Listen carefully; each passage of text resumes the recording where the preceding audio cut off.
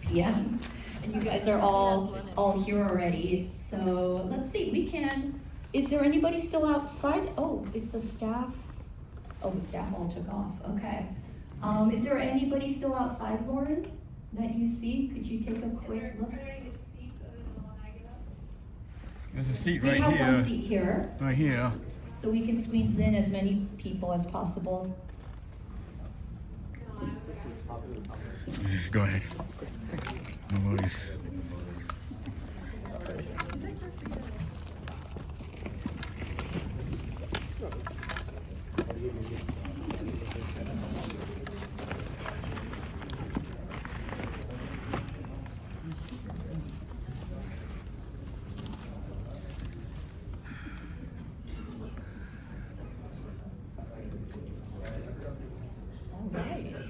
So see, we were able to squeeze in one person. Everybody matters here to get inside. I want as many people to come.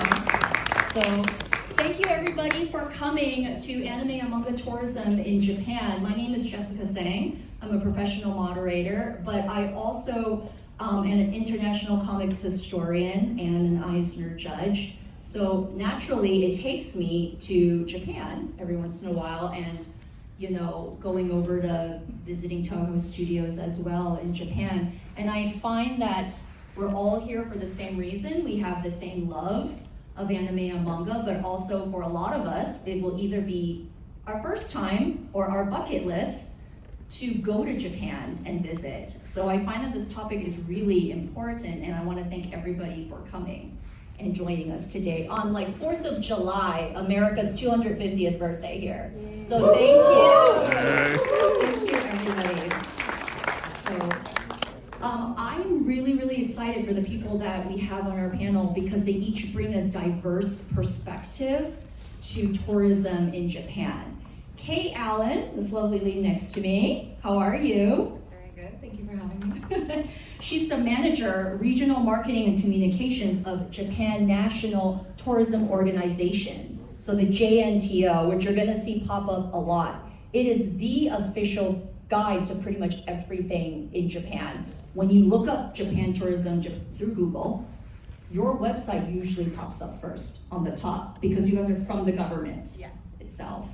So God willing, the first one that you see.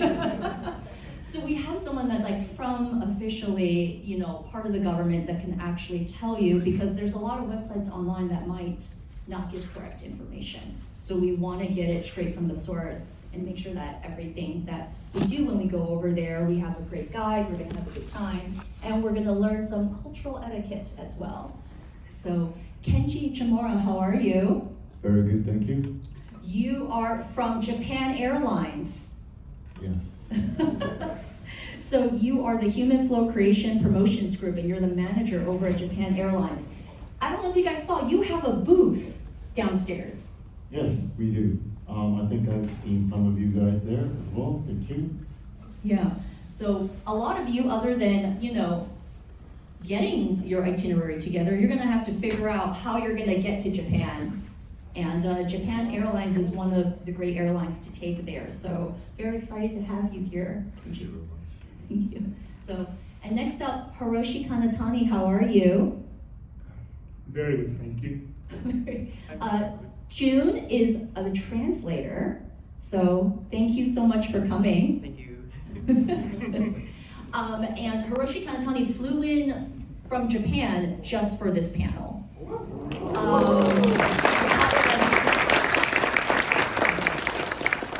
Yeah, so, Kenji, you also came in from Japan. Yes. For this panel as well. Yes, everybody in Japan.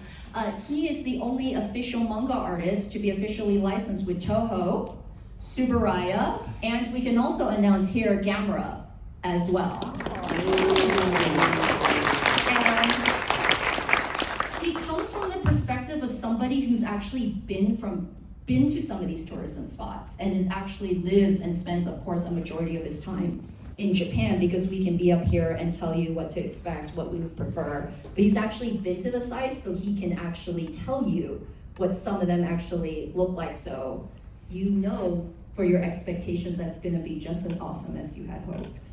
But yes, no, I wanted to, now, please feel free, you can take photos and you can film in this panel. There's gonna be a lot of links, so please take pictures of the links so you have them to reference, please, to go back. And I'll have them also all at the end as well. But this is the official website. Please go to this website as your guide when you're planning for your time to Japan. How many people here have been to Japan? Oh wow, is that about 70%? How many are planning for your first time, which is why you guys are here? Oh wow, this is pretty good. It's like 75-25. No, this is really great. So your website I went to, you have everything from like destinations to food to culture. Anime tourism is important, but it's a small part of what you guys do. What else can they find on your website? Because it goes on and it has so much information. It really does, and there's a lot of ways that you can search for different things that you're interested in. You can either search by interest, you can search by the month that you're going to go visit and see, what festivals are taking place, what areas of Japan you might want to go to. You can drill down into specific destinations, so we have an interactive map, so you can pick whatever region or prefecture or city that you're interested in, and you can really drill down into it and see what appeals to you. We do have some articles that are on anime tourism in general, so you can see some of the different places that you can go visit. So there's just a wealth of information and resources on there. And what I actually love is on Saturdays and Sundays, JNTO is actually at Japan House over at Ovation at Hollywood and Highland, that mall. So if you go to Japan House, you go on the weekends, there are wonderful people there who, any place you want to go, they've got brochures out there for you, like ready to go. So if you just don't, the website is everything you need, but you kind of want brochures, you like the hard copy stuff, go there on the weekends. They have pretty much everything that you want to do. So that's really amazing. And they were kind enough to send a 2-minute video over to show us.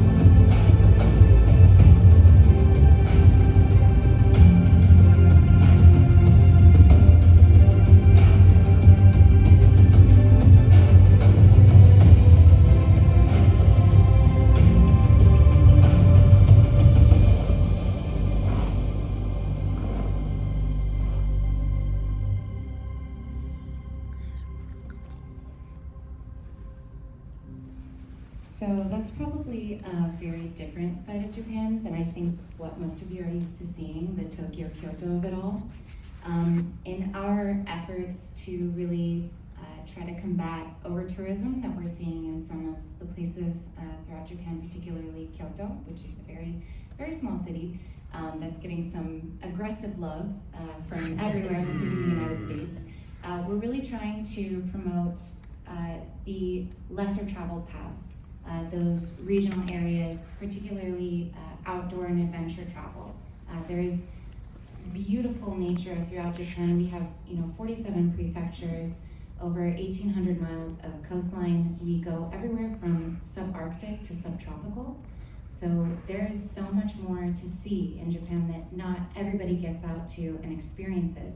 So this video was kind of our way of showing people a little bit of what there is to do. And I've done a lot of the activities that are in this video, and I can tell you they are life-changing. They're absolutely worth getting off the beaten path and experiencing. If you do get out there, you see your Tokyo and Kyoto, I really encourage you to kind of just travel a little bit further outward and see something special.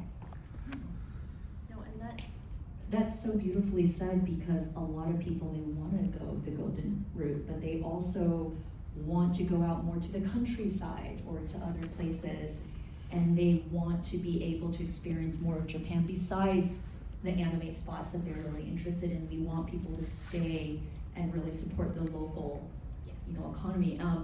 I think it's very important, first and foremost, for us to bring up cultural etiquette that we should pay attention to when we're going, whether it's our first time or our 10th time. What are some things that we should keep in mind about? I think some of the big things are, being mindful of your surroundings. If you find yourself on a train or a subway or a bus, that you try to keep the noise down. If you'll notice, most people do not talk on public transit, so it's a nice way of respecting everybody else's, personal space. Especially when you're going to like temples and shrines, being mindful of signs that are telling you where you can and cannot take photos or videos, that's very important. So sometimes it is just kind of paying attention to what's around you and how other people are acting in the moment that can help. And then you get on down into very specific things like onsen etiquette, and how you're bathing yourself beforehand and things like that. But we do have a wonderful page on our website that's all about different social etiquette and manners that you can observe when you're visiting, so it's very easy to look.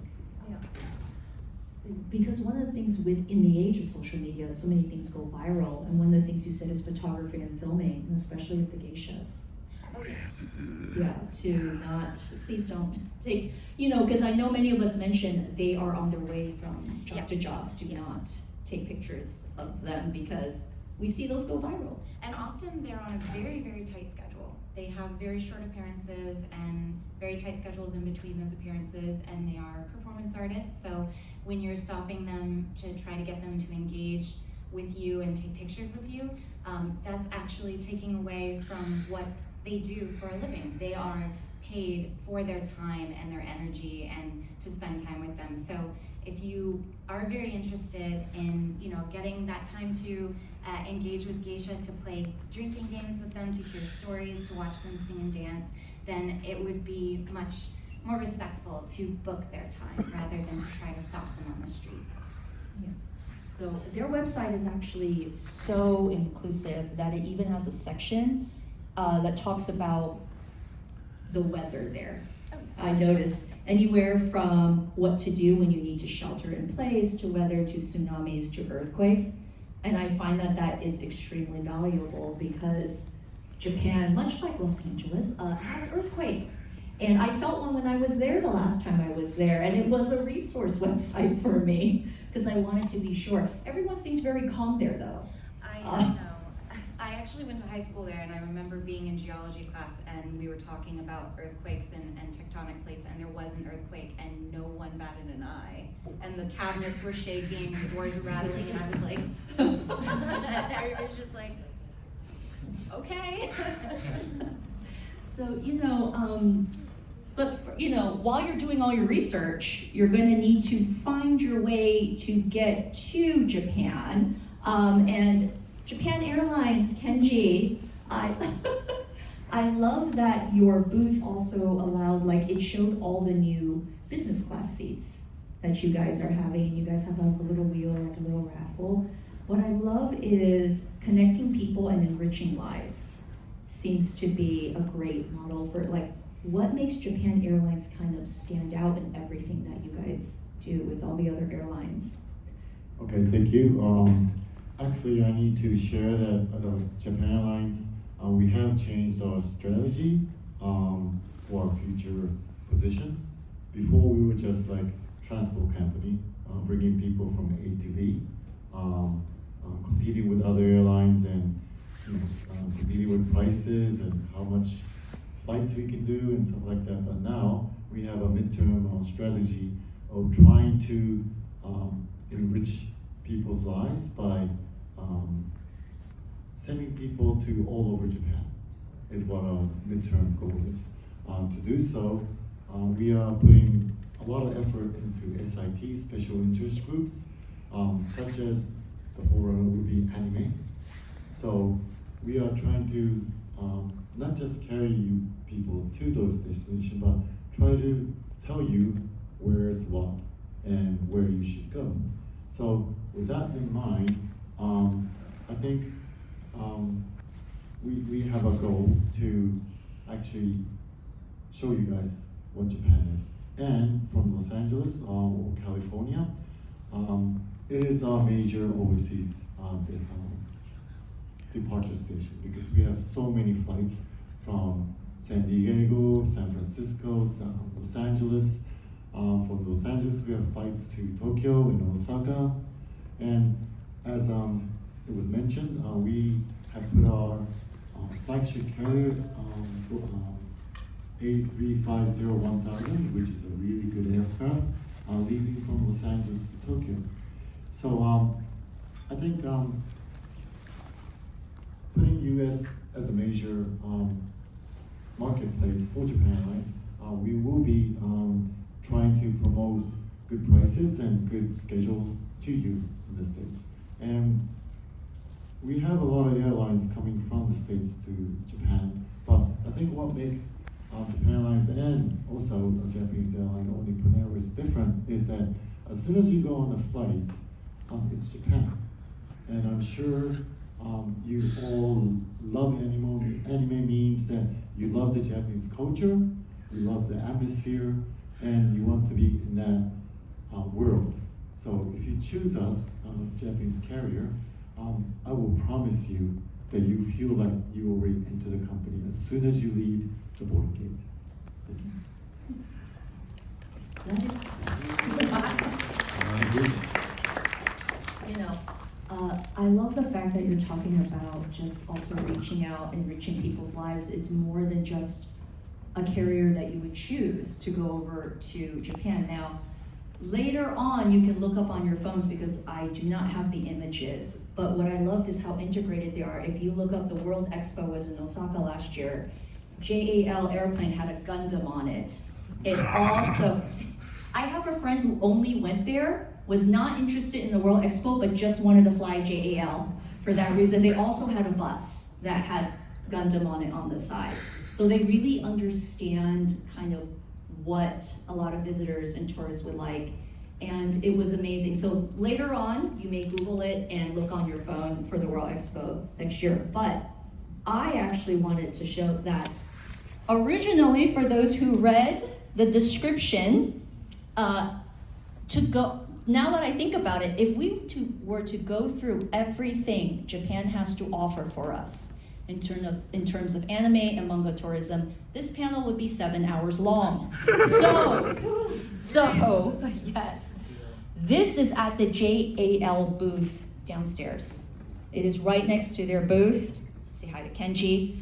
This is just 88 spots of where in Japan they should be able to go. And a lot of these places, if you want to know how to get there, speak to somebody over at JAL. But they have anywhere from like the Kyoto Manga Museum to many, many other places that later on Kenji has spoke. But yes, that's the website up there, which is the anime. Now, I just want to say, I got the 2024 brochure. You can go online. This is the 2026 entry, I believe. Yeah. But it is really, really great. 17? How did No, this I got it come right here. about with the JAL?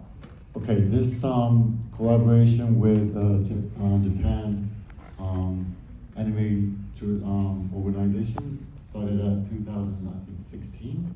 Japan Alliance with this organization, with the industry, wanted to promote the anime culture to overseas. So this organization actually focused on inbound anime fans to Japan.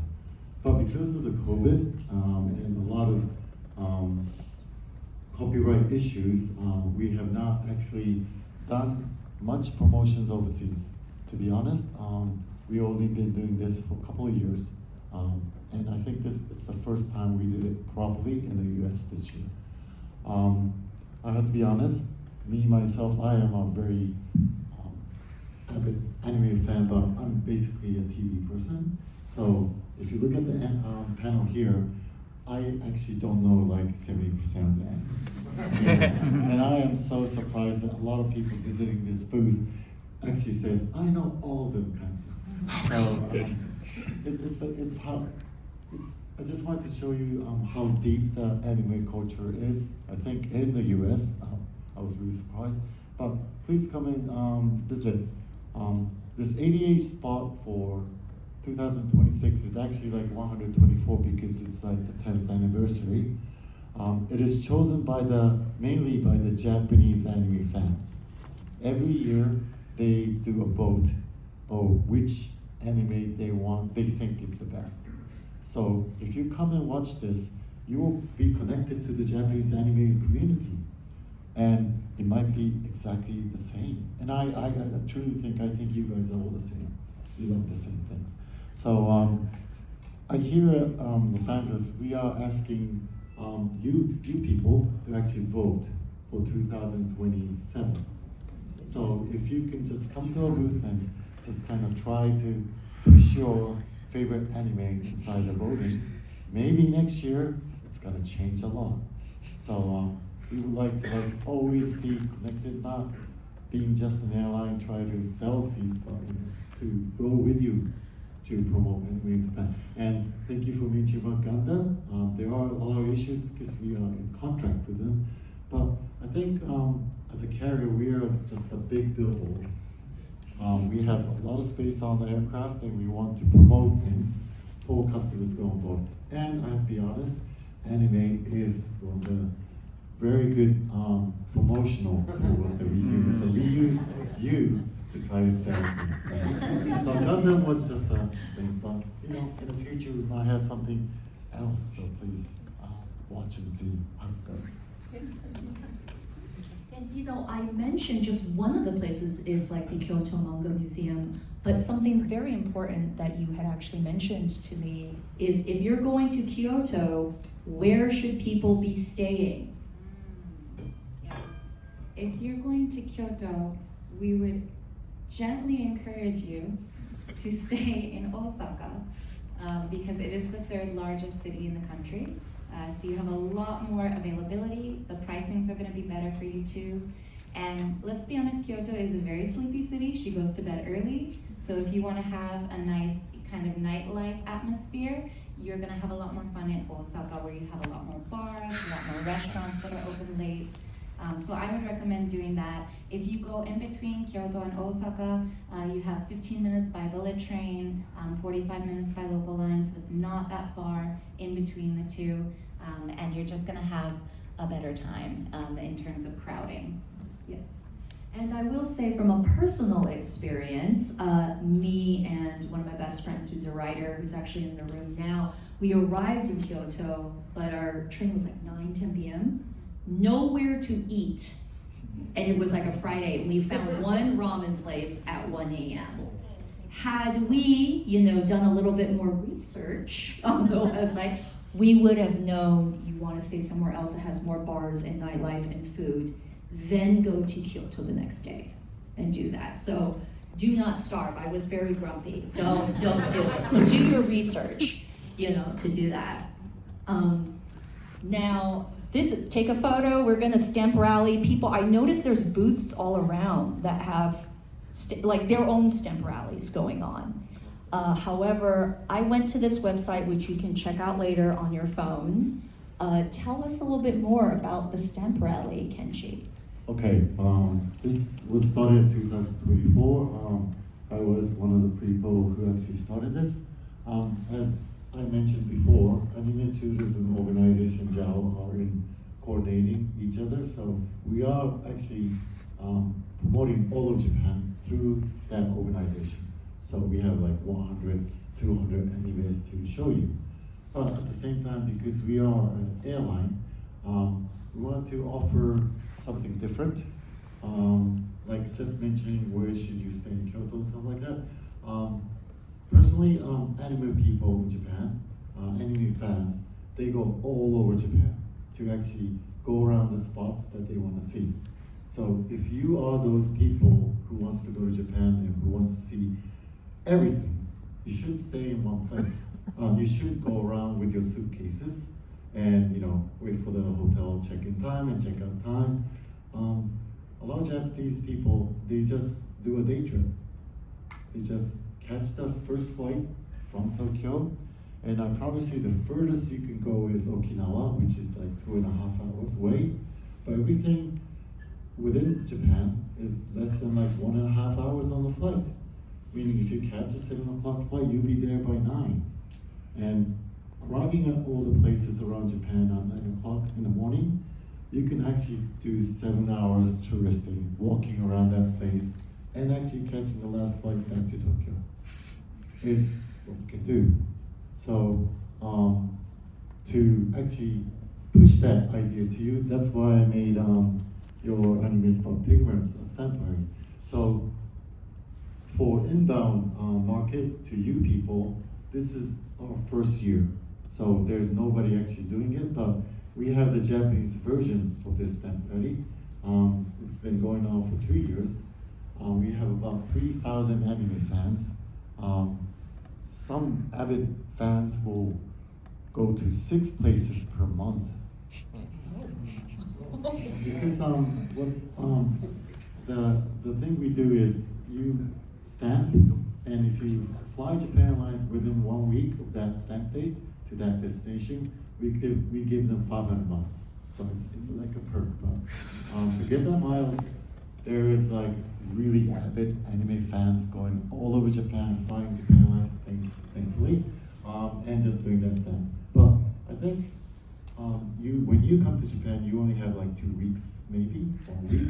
And if you want to go around a lot of places, I'm sorry, I'm Japan Airlines, I have to promote myself.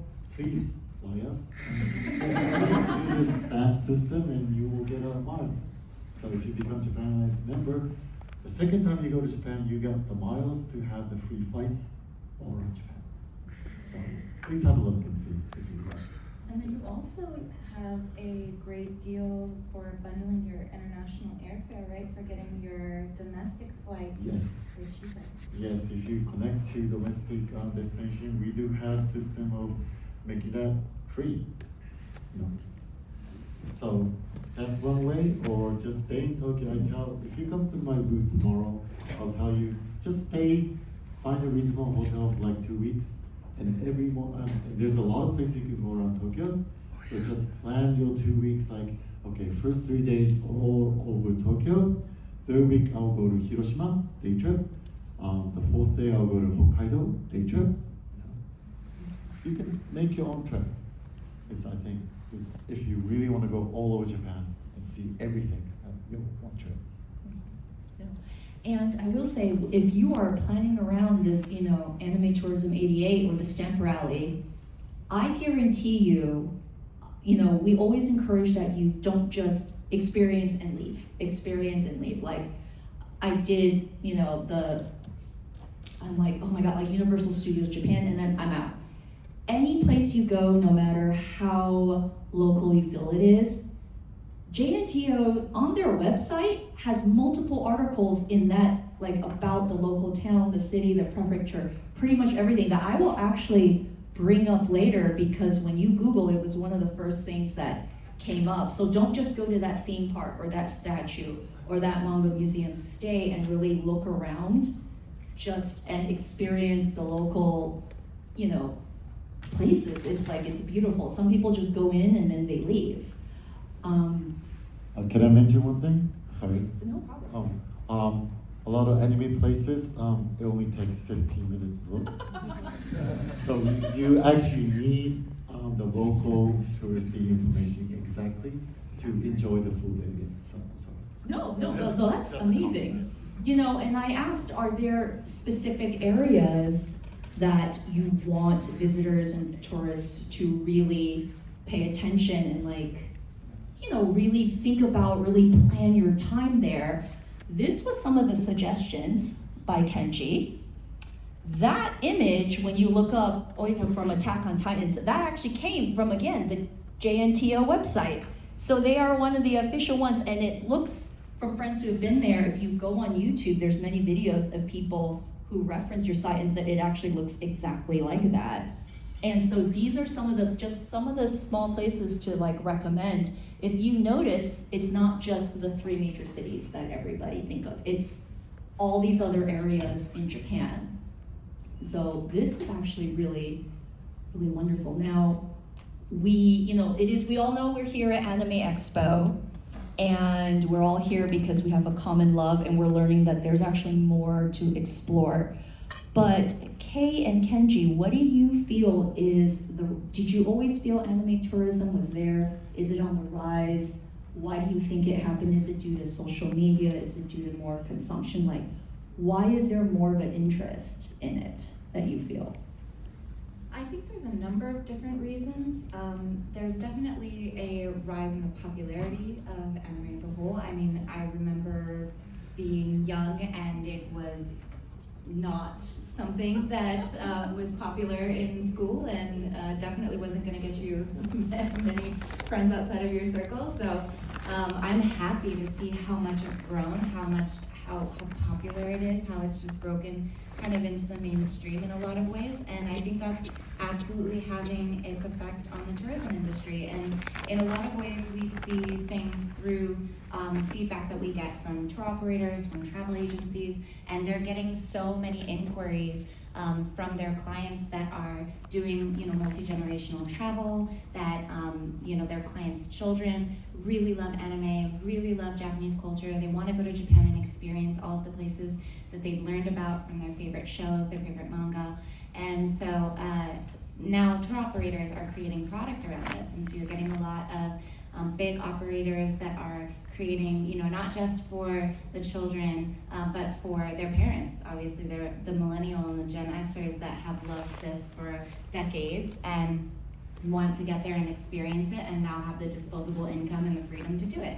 And so they're bringing their families along and having fun with it. And the tour operators have seen the value in this, and so they're creating a lot of product around it. But it's been refreshing for me to see, having grown up with it too. Yeah. So yeah, Kenji, because you have a whole stamp rally around this. I'll be honest, I'm learning still. I think the anime community in Japan itself is so diverse, a lot of different interests and a lot of depth. Some people love everything. Some people love a certain anime. I think I'm just feeling and learning from it. I hear a lot of people say, when I ask them, why do you want to go back to the same place like 50 times? They all tell me they want to immerse in that atmosphere. They want to feel like they're in that anime and connect to it. And I think if you really love something that deep, like I see in this anime event, everybody being caught, that's I think that is so special. So I think of course the tourist industry is trying to make money out of it, but I think a lot of destinations are made up by the fans. They actually like seeing the anime, find where it is taken, find the similar atmosphere or the scenery, and they tell each other, go there, and that's how it starts. And I think that's a really unique culture, and I think you can relate to.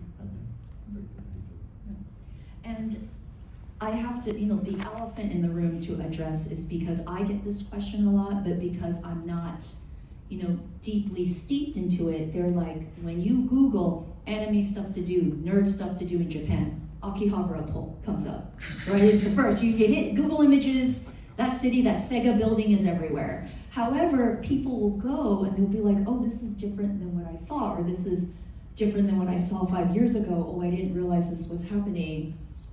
We spoke briefly, how has Akihabara evolved? It is still a great, nerd mecca area for people to go to, but it has actually evolved and changed.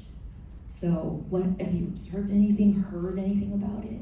I think we've kind of seen a shift outward into other areas, and one, Ikebukuro comes to mind that I've seen a lot of. Some of the stores, some of the pop-ups are shifting towards Ikebukuro, towards that Sunshine City area, which is actually one of my favorite places. There's a lot of game centers around there. I think it was already like set up to accept that kind of a shift, and so I think there are still a lot of the the tried and true kind of shops that people go looking for, where they can find the kind of lesser seen merchandise, but I am seeing on my end a little bit more of a shift out into some other areas. Yeah. So it's still an amazing time. I have a great time every time I go, but areas do evolve and change, like with the people. It's a living, breathing thing almost. Yes, it is. Now, Hiroshi, I did not forget about you. Like that. Okay, yeah. Oh, you did. No, it's, I actually wanted to show, actually, that video played immediately. Okay. This is, Dat moest hier RG Island. It's my video. I know, what an introduction to Hiroshi-san, which we will talk about.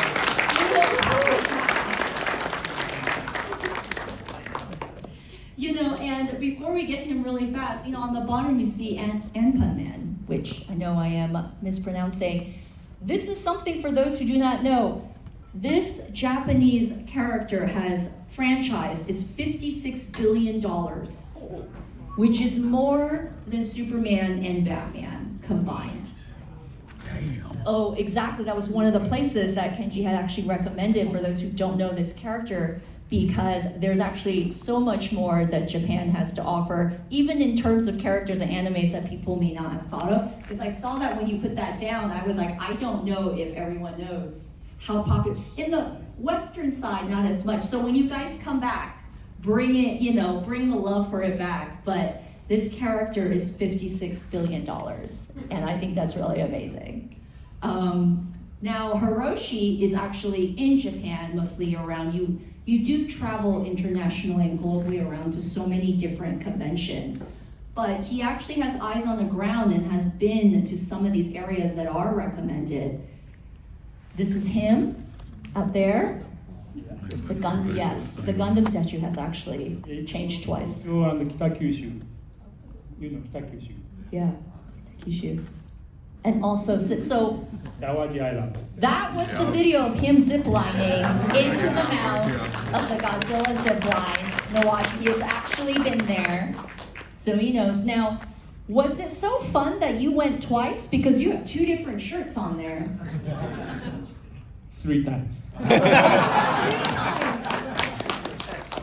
On the same day or 3 different days? Yeah. Every year. Oh, every year. Every year. Every year. This year too. Yes, because there's a Toho animation booth downstairs, along with there was a couple of Godzilla games, and I do overhear when people be like, oh, I want to go to Awaji Island, I want to do the zip line, I want to do that. So you actually have somebody who's actually been to it. So if you want to ask, what is it actually like to be there, he is the person to ask. I will also say, when you Google, again, Awaji Island, Godzilla, JNTO, it leads immediately to their website that shows you what to do locally besides going to this theme park, which I find very, very important. So stay around. Do you know, how large is the area? Can you stay all day there? It is not that huge, but there are a lot of cool things to do around there. And this is actually part of Nijigen no Mori amusement park. And I did want to say that they are doing a special event up until December for Attack on Titan. So if you do find yourself there, they're doing a night walk, and they have day activities as well, but they're doing a special nighttime walk, immersive walk through their exhibit for Attack on Titan. So if you do find yourself there before December, I think it's the end of December, I would definitely recommend visiting. But Awaji is accessed by the expressway, and it is actually the longest suspension bridge in the world. So it is really cool views. It's best accessed by highway bus if you're not going to be renting a car. And the area around there has whirlpools. Naruto, the Naruto Street is what it's called, and that's where the name comes from, that whirlpool. So you can take boat rides out in the water, and you can go out to the whirlpools and see them up close and personal. And there's also a lot of cycling around in that area too. You're connecting closer to Translating. yeah, so you're connecting over to the island where you would find one of the most famous cycling routes in Japan. So there's a lot of cool outdoor activities to do, but also it's said to be the birthplace of the Japanese archipelago. So from Awaji Island itself, you can take a ferry to Nushima, which is where Izanagi and Izanami were said to have birthed the Japanese archipelago into existence. And there's also an Izanagi shrine that you can visit too, which is jointly enshrined with Izanami, but for some reason her name didn't make the cut. But it's a very, very old, I think it might be the oldest shrine in Japan. So very, very cool historic place to visit. That's amazing. I'm learning right now because I have not been there. This is a place that I want to go, so I want to be able to research. And no, I don't want to just, like Kenji said, it's 15 minutes. That looked like it was a 2-minute zip line at most. I want to be able to stay around and kind of do more and explore the areas. And Hiroshi-san, when you were there, did you notice mostly Japanese locals, or did you notice a lot of tourists and visitors?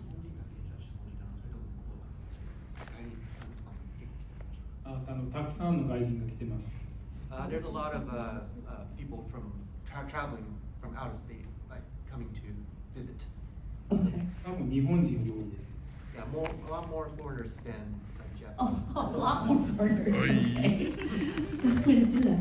And I also want to say the reason why people, one of the things I hear all the time is when they're watching anime or they're reading their favorite manga, they want to go to that specific location because it looks exactly like what it was presented in the medium. For example, this is over at Your Name, and the staircase is now very famous, so please, people were complaining about crowding the staircase, and there are those who may not even know. They'll stop and be like, was this in Your Name? So they can be able to recognize it. Now, Hiroshi, as a manga artist, what is it that you feel as you're drawing that makes it so that creators tend to use real life Japanese locations in their work? Because in America, Gotham and Metropolis is inspired by Chicago and New York, but they're not actual cities, they're not actual places. But you can read manga, watch anime, and go to actual places. So what is it about creators that use the real life locations around Japan? 結構本当の地名とか本当の場所とか市とかを使ったりすると思うんですけど、作品の中にアメリカの場合は結構そうじゃなくって作った場所でゴッドだとかバトルとかスーパーマンの設定は別に作るんですけど、なんでかと。僕はクリエイターなの、漫画家なので、僕が漫画を、作るとしたら、それは、リアリティのためです。He does it for mainly reality purposes. He wants to inject more realism into his work. 最近では、聖地が、聖地巡礼がポピュラーになってきているので、そこの場面を作ってそこに来てもらうっていうことがクリエイターの楽しみでもあります。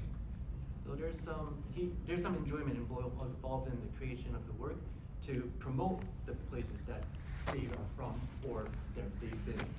So that's part of the fun as a creator.